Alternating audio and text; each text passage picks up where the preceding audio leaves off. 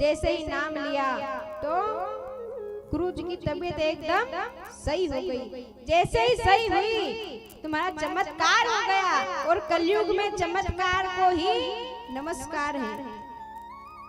जहाँ मन्नतें पूरी हुई वहाँ हम दोग देना शुरू कर देते हैं।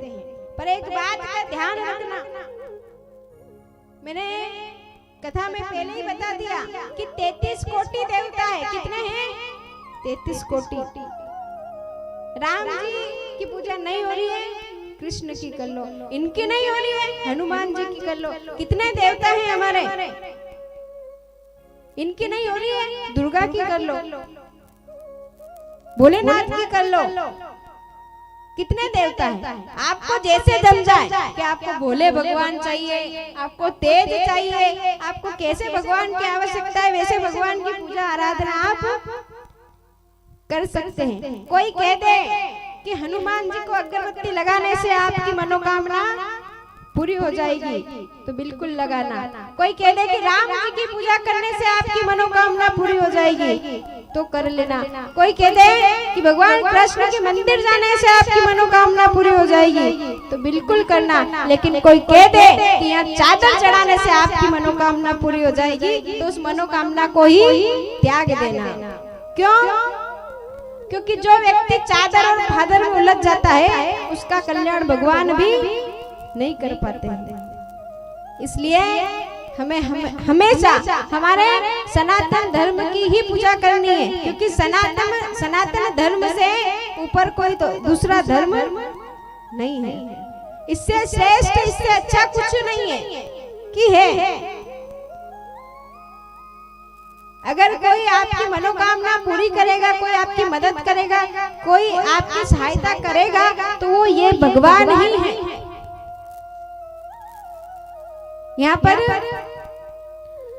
प्रहलाद जी ने जैसे ही कहा गुरुजी तुरंत ठीक हो गए। नारायण नारायण कहते ही ठीक हो गए। उन्होंने कहा कि अब यहाँ पर हिरण्यकश्यप आया कि जाकर देखूं प्रहलाद क्या सीख रहा है, अभी तक क्या सीखा। जैसे ही आया देखा कि गुरुकुल में तो सब कीर्तन कर रहे हैं, गुरुजी भी श्रीमन नारायण नारायण हरि हरि कर रहे हैं। क्रोधित हो जाता है और कहता है कि ऐसे नहीं मरेगा। तो उन्हें गरम खंबे से बांध दिया जाता है लोहे के। तो वहां भी भक्त प्रहलाद देख लेते हैं कि उस खंबे पर छोटी छोटी चींटियां चल रही थी कि बोले जो भगवान इन चींटियों की रक्षा कर रहा है वो भगवान मेरी भी रक्षा अवश्य करेगा। उन्हें गरम तेल की कढ़ाई में डाल दिया जाता है, वहां भी भगवान उनकी रक्षा करते हैं। अब मृत्यु नहीं हो रही है, वो हिरण्यकश्यप कुछ कर नहीं पा रहा तो उसने कहा कि जाओ प्रहलाद को ले जाओ और इसे पहाड़ से गिरा दो। जैसे ही पहाड़ से गिराया तो भगवान ने अपनी गोद में ले लिया। जैसे ही गोद में लिया हिरण्यकश्यप ने जैसे ही कहा कि इसे पहाड़ से गिरा दो, अपने बेटे को भी जब अपने शत्रु का नाम लिया तो उसने अपने बेटे को भी कह दिया कि इसको मार दो। लेकिन भगवान ने उनकी रक्षा करी। कहते हैं ना कि जाको राखे साईया मार सके ना कोई। जिसकी भगवान रक्षा करते हैं उसका कोई भी बाल भी बाका नहीं कर पाता है। अब यहाँ तो सब जश्न मना रहे हैं कि प्रहलाद मर गया, हिरण्यकश्यप जश्न मना रहा है, महल में खुशी मना रहा है कि जिसको इतने दिन से मारना चाह रहा था वो मर गया। यहाँ उत्सव मना ही रहे हैं, इतने में आवाज आती है बाहर से कि श्रीमन नारायण नारायण हरि हरि। देखते हैं कि फिर प्रहलाद लौट कर आ जाते हैं और हिरण्यकश्यप को क्रोध आ जाता है। वो कहते हैं कि तू ऐसे नहीं मरेगा, तुझे तो मुझे ही मारना पड़ेगा। तलवार उठाते हैं, मारने लगते हैं कि बीच में उनकी माता कयादू आ जाती है। कयादू की वहां मृत्यु हो जाती है। तो हिरण्यकश्यप कहते हैं कि देख अरे पापी, तेरी वजह से तेरी माँ मर गई।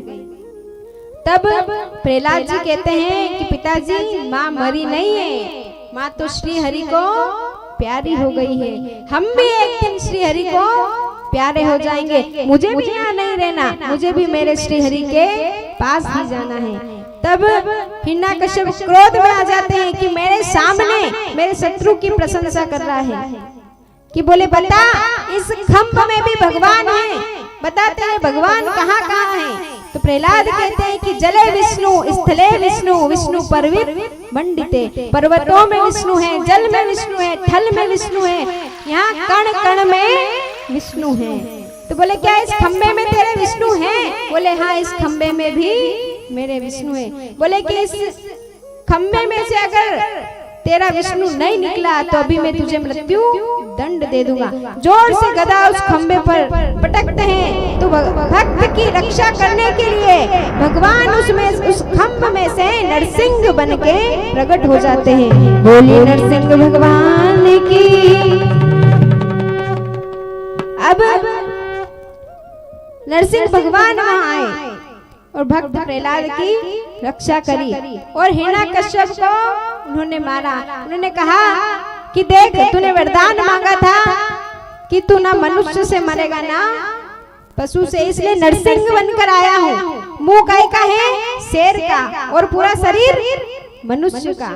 तूने कहा कि रात में नहीं मरूंगा, दिन में नहीं मरूंगा, तो संध्या के समय आया हूँ। तूने कहा अस्त्र से नहीं मरूंगा, शस्त्र से नहीं मरूंगा, तो बड़े बड़े नाखून करके आया हूँ। और तूने कहा ऊपर नहीं मरूंगा, नीचे नहीं मरूंगा, कि ध्यान से देख तू मेरी गोदी में लेटा हुआ है, ना तू ऊपर है ना तू नीचे है।